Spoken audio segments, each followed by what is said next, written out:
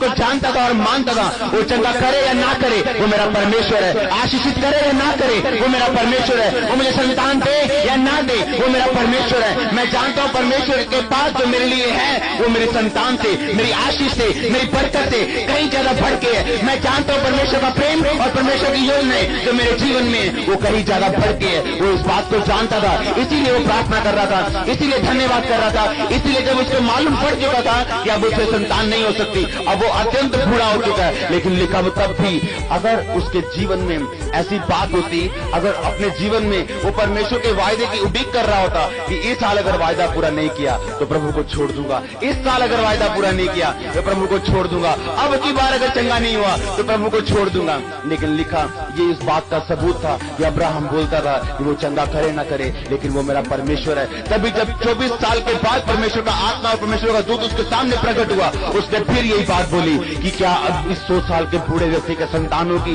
क्या 90 साल की सारा भी पुत्र जनेगी? लेकिन परमेश्वर ने कहा हाँ ऐसा होगा, वो भी जो मेरे मुंह से निकल चुका है वो पूरा होगा। लेकिन एक बात आप याद रखिए, क्या परमेश्वर ने आपको चंगाई का वादा देने के बाद अपने पास बुलाया? क्या परमेश्वर ने बरकत का वादा देने के बाद आपको अपने पास बुलाया? और क्या आज भी आप बरकत का इंतजार कर रहे हैं? क्या आज भी आप उस वायदे के पूरे होने का इंतजार कर रहे हैं? एक बात याद रखिए, एक बात याद रखिए, परमेश्वर तब तक आपको परखेंगे जब तक आपका शरीर मर नहीं जाता है, यानी आप अपनी मैं में मर नहीं जाते। जब तक अब्राहम को अपने